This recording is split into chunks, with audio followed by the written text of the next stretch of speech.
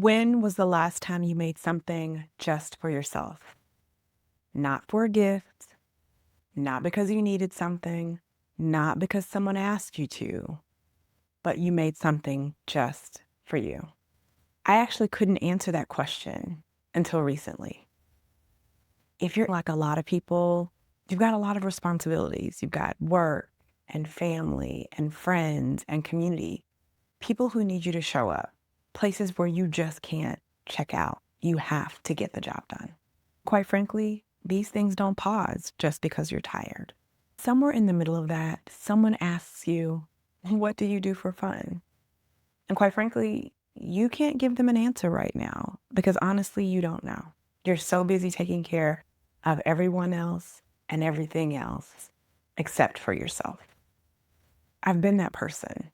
Sometimes I'm still that person. But here's what I've learned. And here's what this whole channel is about. Making something, anything, with your hands, with your tool. It's one of the most quietly powerful things you can do for your well-being. It's actually necessary. My name is Angela, and I'm a maker. I grew up in a generation that had two different worlds. We learned to sew because that's what you did. I remember going to home economics class and making my first outfits. I remember sewing with my mother and watching my grandmother sew. Those are just the things that you did. We were also in the generation that had access to computers and we're like, wow, I can take what I can do with my hands and I can take what's on the computer and I can make something amazing with that. And that's still how I live today. I have things that you can make just with your hands and things that you can use a tool with. And neither of these things are contradictory. They both work together because the point was never the tool. It was always the making. This channel is where I show it all. I show the fast and the slow. I show the technology and the handmade. We're going to take a little short trip over to my desk. And today I'm making perfume. It's just a hobby that I love to do. You're going to see me with all kinds of equipment, but know that I'm going to always try to give some type of accessible tip in case you don't have the tools. Because it's not about what you have, it's about what you choose to make. And you can do that with the simplest things or the most complicated things. And you'll be able to see both of those in the time that we spend together. So hang tight and let's go over to the desk. All right. Before we start, a quick word about working with fragrances. These are concentrated aromatic compounds. This just simply means that some of them can irritate your skin as soon as they touch their skin. So I always wear gloves when I'm handling these materials. It's just safer to do. So I also work in a well-ventilated space. My windows are generally open. Also, if you have any known kind of fragrance sensitivities or allergies, you just need to be careful and research before you try it on yourself. Think about if you're allergic to nuts, you just want to make sure that whatever compound you're using doesn't contain nuts. And usually on the various websites, they will have information about what's safe to use and what's not safe to use. So you should be okay there. All right. So I think we're ready to make something beautiful. So today we're making a fragrance called Golden Hour. It is formula card number 1. So the very first fragrance made just for us to be able to use. And that means it's the first one that Habitual Creator has shared publicly. And that feels really important to me. Now, I'm going to describe the way I experience this fragrance. I'm no chemist. That's not what I do. So this fragrance opens bright. There's a grapefruit note that it's clean. It's a little green. It's not super sweet. It's not like candy. Then it moves into this warm floral heart, rose and geranium, something that blooms rather than announces itself. And then the base comes in and everything deepens, sandalwood, a little vanilla, and musks that make you want to lean in closer. It's the smell of a Saturday afternoon when you finally have nowhere to be. So let's talk about the process. We're going to start by talking about how I do fragrance. So I do it by weight. You'll notice my scale here. And after I add each ingredient, I hit the tare button to bring it back down to 0. And so I have my little beaker here. It's a 50 milliliter beaker that I'm going to use to weigh this out. It's just going to be a very tiny bit because we're doing a sample. I typically do not make a whole lot when I'm making new fragrances because what happens if I don't like it? Then I've wasted a ton of materials and they aren't cheap. So I don't like to waste them. So I make the first little batch. And then if I like that, then I'll make more and make a bigger batch. So I'm going to go ahead and put the beaker on my scale. And you'll notice before I even set it down, there was some wind. This thing is so sensitive, like just wind will make it trigger. So that's why I let it sit for just a second. And then I go back and I tare. All right, and let me also announce the pipettes. The pipettes are over here because you should never, ever reuse a pipette. I'm going to stick it in my first ingredient, which is this pink grapefruit. And I want to make sure that I don't then stick it in this petitgrain because then the grapefruit will mix with the petitgrain and it'll all be messed up. So we're going to do the pink grapefruit first. And I'm going to go by the ingredient card that we have, okay? And it's really straightforward. So for the grapefruit, we're going to use 0.30 grams. So it's going to be just the point and 3 and 0. You'll also note that I'm doing this on top of a board. And the reason why is because these materials can wreck your surfaces. And so you always want to be super duper careful that you do it on top of things that if it discolors it, you're not sad. Also, I know that many of you will not go run out and buy a scale, and that is totally fine. I am also giving you the measurement in drops. And you'll see that I'm right there at 0.302. That's totally fine. Like 0.2 is not going to make a huge difference. So you notice I put my used pipette over here because that's my trash. And then I will put this fragrance off to the side because I've already used it. So then the next that I have is Petitgrain Absolute. And you'll notice I have these little tiny vials. I often, if I'm not sure what something smells like, I will order it. This particular one, I have lots of different vendors that I order from, but this particular one is from Eden Botanicals. And they will sell you samples. And so this is just a milliliter sample to allow you to try things out. And if I make this and I find out, oh, that's really lovely, I want to make more of it, then I know that I'm safe to go ahead and order this kind. So Petitgrain Absolute, we're going to do 0.20 grams. And before I do that, I need to tare it out. You might ask, what would you do if you forgot to tare it out? Then you got to do basic math. So don't panic if you are weighing something out and you forget to tare the scale. Just do the basic math. Now, what that does mean is that you have to remember what was on the scale before you weighed. If you've been weighing in order, then you should be able to back into the number. So it shouldn't be that big of a deal. I went a little bit over, but that's okay. This is my fragrance and this is my perfume and I get to decide what goes in it. And if I go over a little bit, totally fine. Those two particular ingredients make up what we call the top notes. And that's the first things that you smell when you spray your perfume.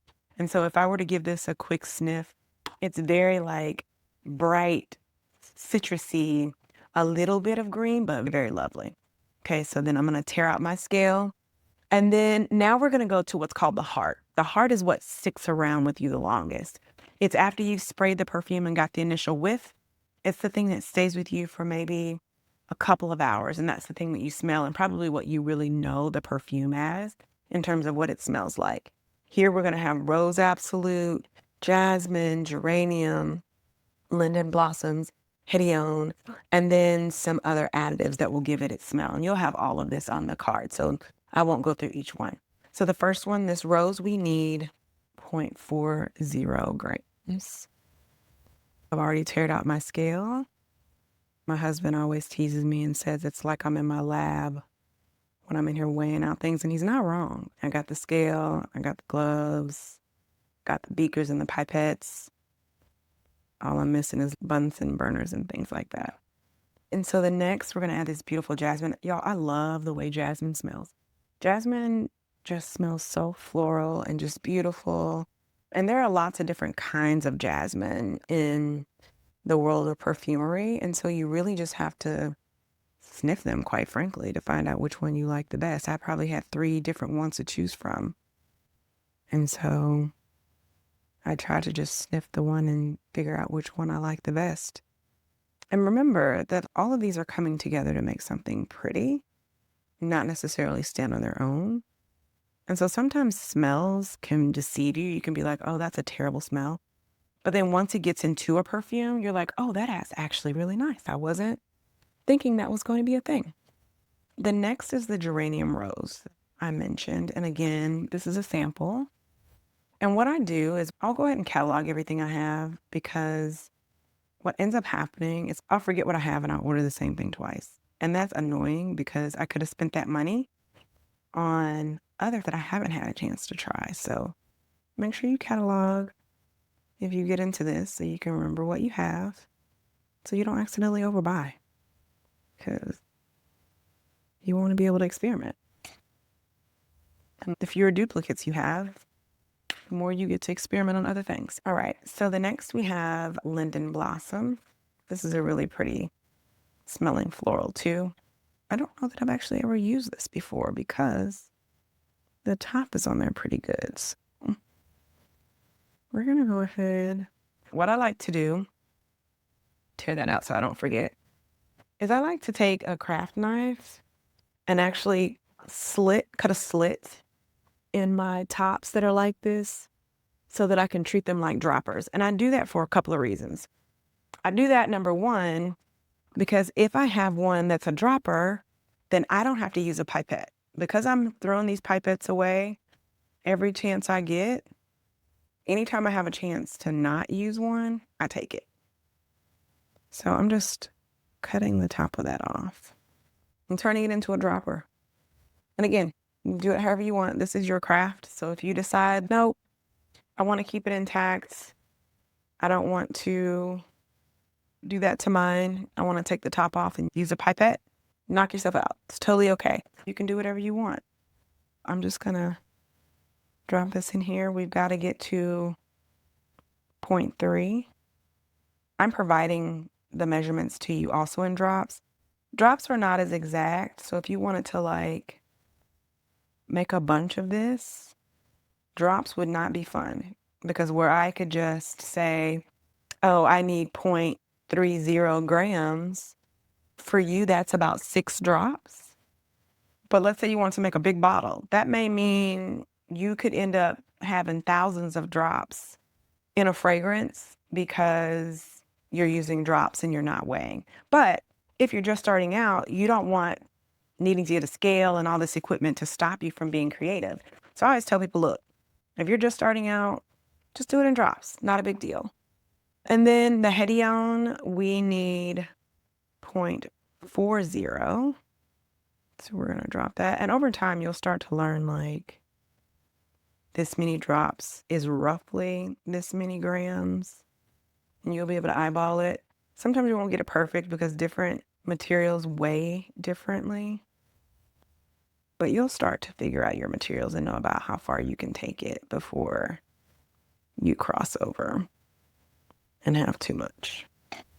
Okay, and then the last of the heart notes, it's called phenyl ethyl alcohol. When you first see the name, you're like, what? Like, why would I put anything called alcohol in perfume? But phenyl ethyl alcohol actually smells incredibly floral, and it's very pretty. And when you're using these formulas, you'll quickly find out that like things are really weird names, but they smell really good. There's a couple of things that I've experimented with called aldehydes, and they're compounds, but like a couple of them smell like strawberry, some of them smell like peach. And so it's really fascinating in the world of perfumery. And I know some people go a little bonkers and they're like, I don't want to put chemicals on my skin. Actually, these are not those kinds of chemicals. In all actuality, some naturally occurring chemicals are more harmful to you than these. So for example, some citruses cause photosensitivity, which means if you put them on your skin raw and you go outside in the sun, it can cause a horrible rash. And think of these as someone has gone out and created a safe alternative to things that naturally occur in nature that could not be safe. All right, so that's all of our heart notes. And then last but not least, our base notes. These base notes are what last the longest. Things like musks and vanillas and sandalwoods, they help extend the life of your fragrance. Whereas a top note might just last a few minutes. It's like what you smell as soon as you spray it out of the bottle. But then when you smell your skin a couple of hours later, the heart note is what you smell. And then in the evening, that skin scent, that scent that's left after the day, that's what the base note is going to be made of. It's those things that are long, that have longevity in their ability to stick around and stay with you. So for this, again, we're going to have sandalwood, ethylene vanilla, and vetiver. And those are just different mixes of like sweets and woody, some green that will just extend the life and make the perfume richer. So I chose Sandalwood Jifco. There are a million different sandalwoods that you can have. I probably have 3 or 4 in my collection. All right, so we added the sandalwood at 0.25, and we're going to get the Habanalide to 1.25. Habanalide is a musk, but Habanalide to me smells like almost like freshly ironed sheets. That's the best kind of description to my nose. Obviously, perfumes smell different to everybody, but that's what it smells like to me, and I really like it. It smells so clean. Could I ever do what's called like overdosing a perfume and make it Habanalide rich? But then I'd be walking around smelling like freshly done laundry, which probably is not great. We also have ethylene brassylate that we're going to add. And for this one, we also need 0.25. I could absolutely see that. Y'all, I don't know what's wrong with my lights in here, but I'm just going to let them roll with it. We have like overhead lights that are smart, and every now and then those lights will lose their minds and they will turn blue. And I'm not sure why they turn blue, they just do. And so you're going to get to rock out with me on a twinge, because this is what we don't do. We don't allow small things to stop us from crafting. I could stop right now and be like, let me fix this light because now I can't finish my video because the lights turn blue.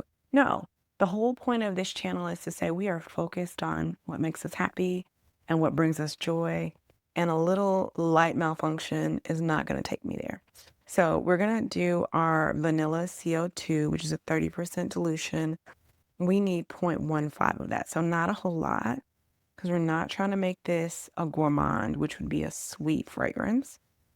We truly are trying to make something that feels like you stepped outside in the middle of summer and you smell the flowers and the sunshine. And that's what this is. But a touch of vanilla never hurt. I'm a vanilla fan. I love cooking with it.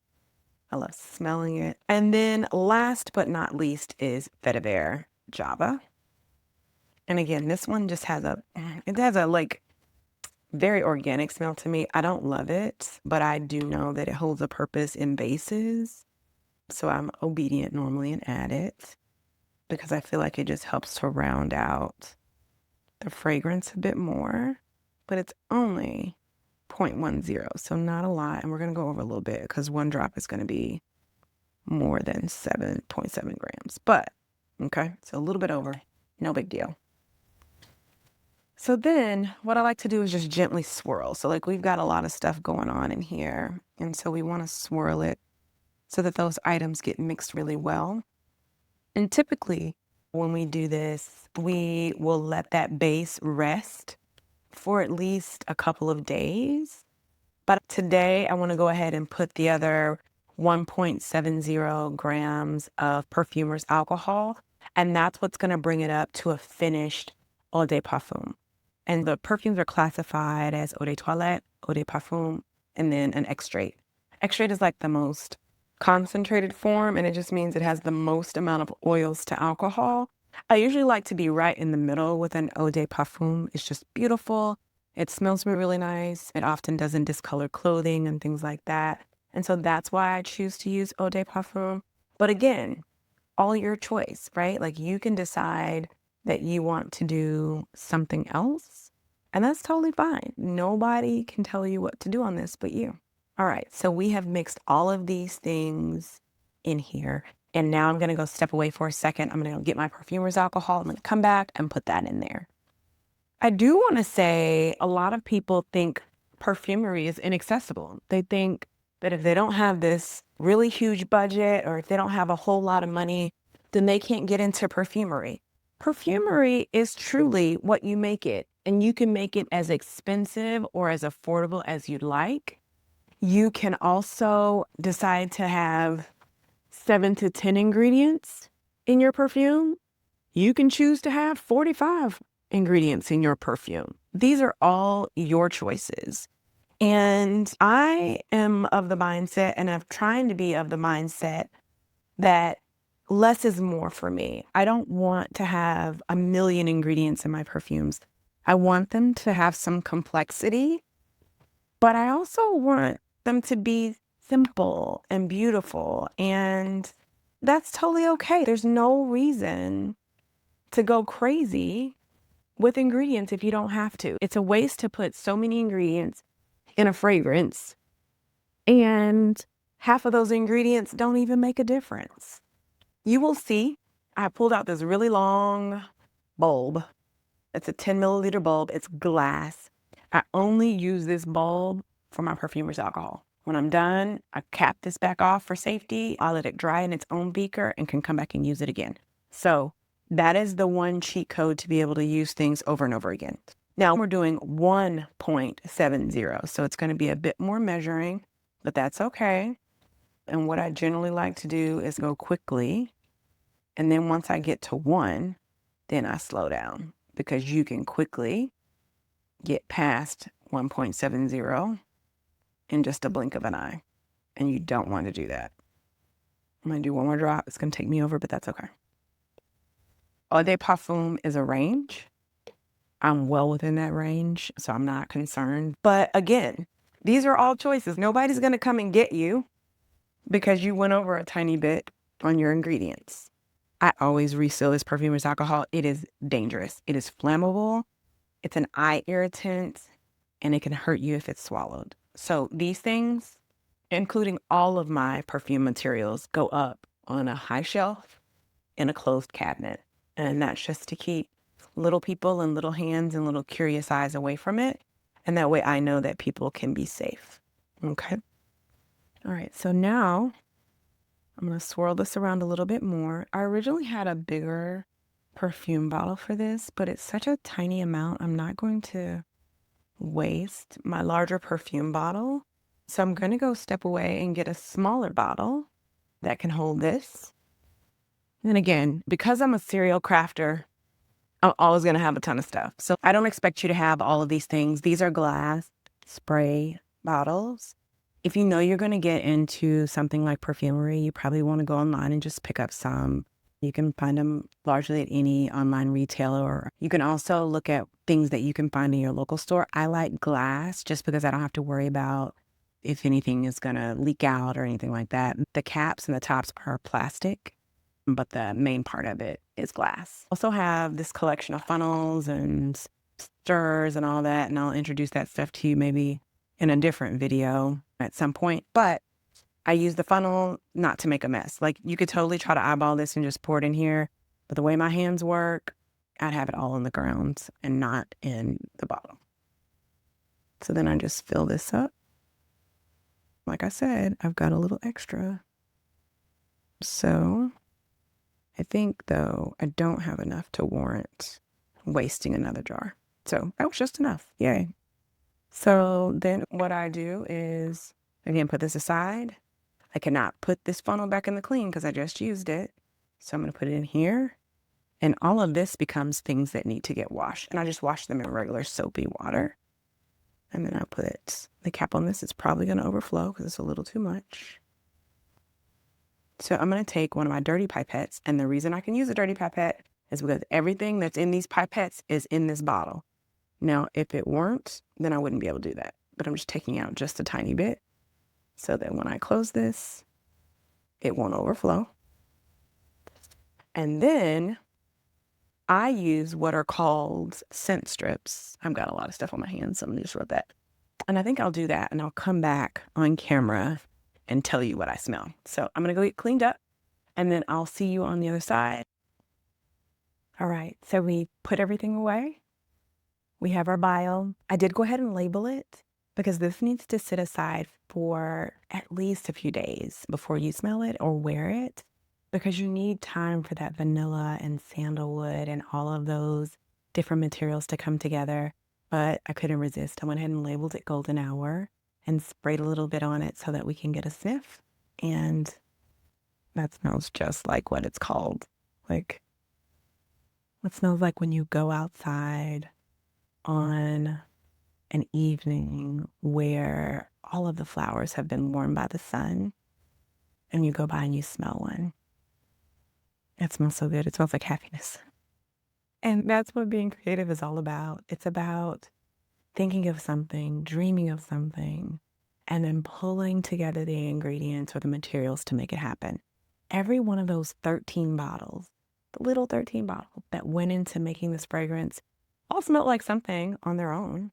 And none of them were particularly bad, except for that vetiver. I can't stand the way that smells by itself. But when you put it in something, it serves a purpose.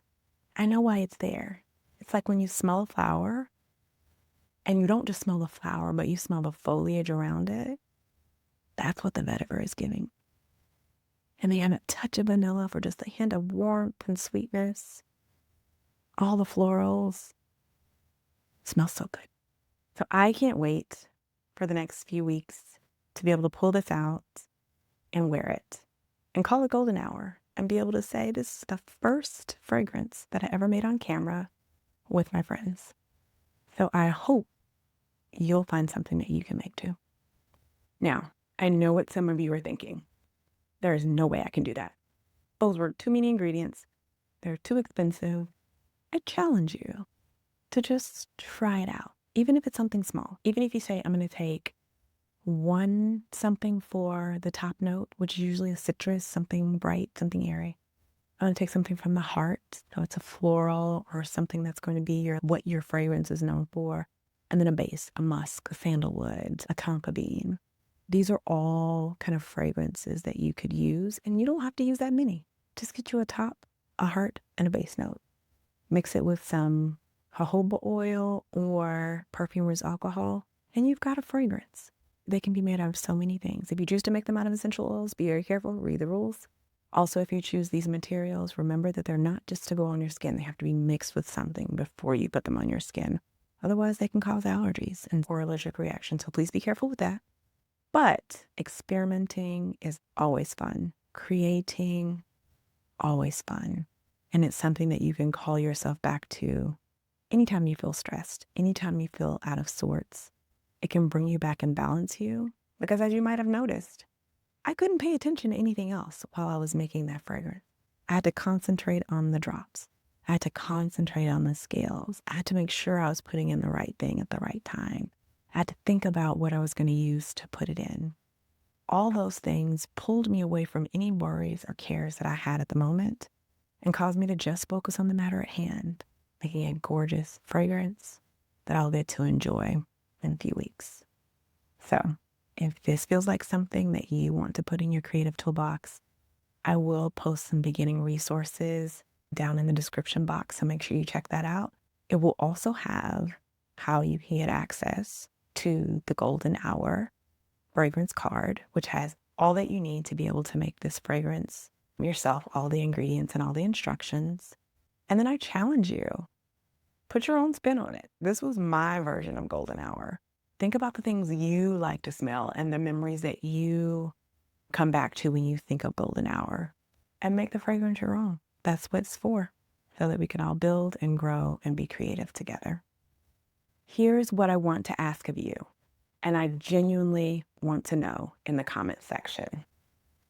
What used to bring you joy before life got busy, before you got overscheduled, before you were too tired? What were the things that you used to call your own and the things you made just because they made you happy? Maybe it was sewing. Maybe it was drawing. Maybe it was making a complicated meal on a Sunday afternoon just because you could. That thing, that feeling, that wanting to be creative, it didn't leave you. It's still there. It's just waiting for someone to say it's okay. You can let it out. You can be creative. You can make the time. So I'm telling you right now, today, it's okay. You can do it. and it's okay to make the time to be creative. If any part of what you heard today resonated with you, if it helped you to remember the things that you used to make, hit that subscribe button, because every week we'll be coming back and talking about more things, talking about ways that you can take good care of yourself just by being creative. And when I come back, I'll be making something, but I'll also be inviting you to make something. It doesn't have to be big.